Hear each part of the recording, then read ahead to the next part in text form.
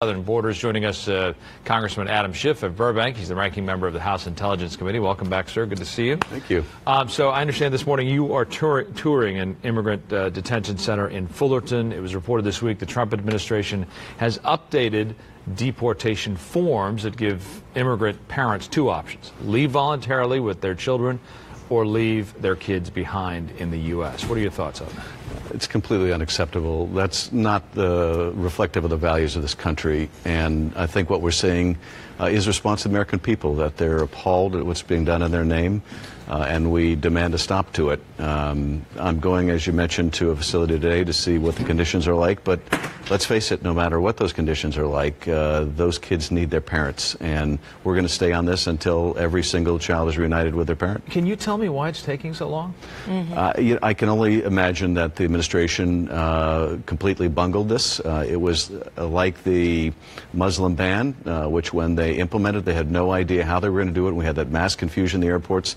Similarly, they separated parents from their kids. They made little provision for how they would be reunited. That didn't seem to be the priority. And now we have this horrendous, inhumane nightmare on our hands.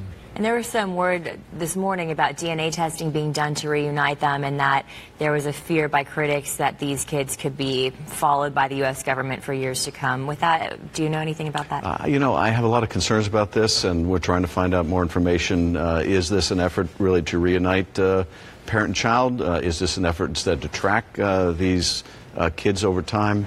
There are obviously a lot of suspicions given just really unethical this practice of separation is. And President Trump is pushing forward on getting a Supreme Court nominee confirmed.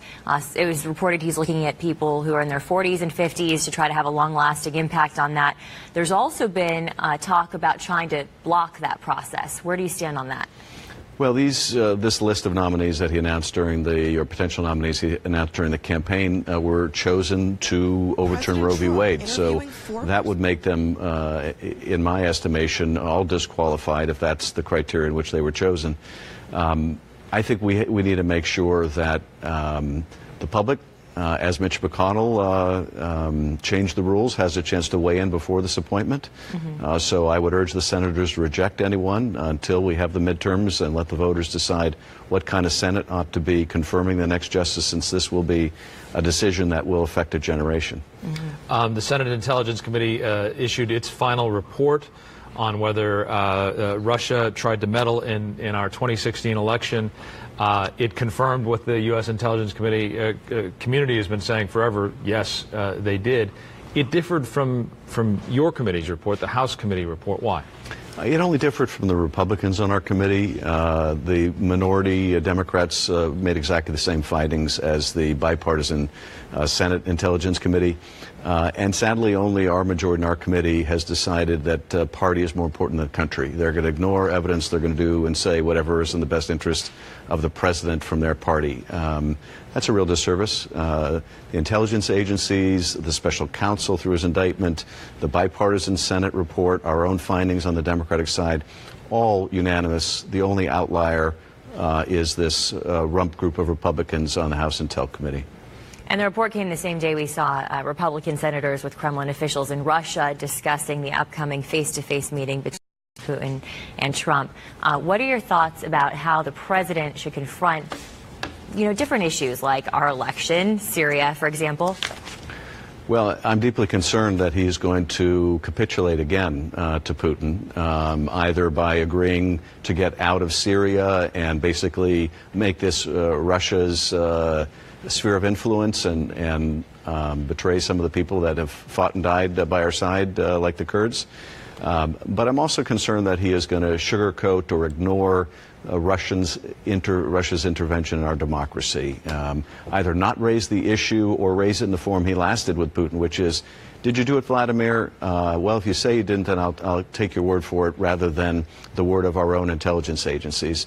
That really undermines our country, and what's more, it tells Russia that they can interfere in the next election, our midterms, and as long as it's on behalf of the president's party, he can expect, Putin, that President Trump won't do or say anything about it. President Trump's personal attorney, Michael Cohen, today's a big day for him. It's the day that his attorneys had, today's the deadline to review all of the, I think it was 2 million documents that are related to his case. We saw the interview with George Stephanopoulos. He's removed references to President Trump from his social media. You're a former federal prosecutor. What does all this say to you? What it says to me is that Michael Cohen is facing a lot of liability, and he is looking to cooperate. And certainly that cooperation will be very valuable. Now, I would imagine that the government wants the time to go through all those materials to find the whole range of exposure of what Michael Cohen may have committed in terms of violations of the law before they agree to any plea bargain or any settlement, because they're going to want to know what they're giving away if they say, okay, we'll agree to just this or just that. So at this point, I think the is still assessing the evidence, but I think it's also increasingly clear that Michael Cohen recognizes the liability he faces and wants to cooperate. All right. Thank you very much. Once again, Congressman Adam Schiff of Burbank is the ranking member of the House Intelligence Committee. And as always, we appreciate you coming in. Thank you very much. All right.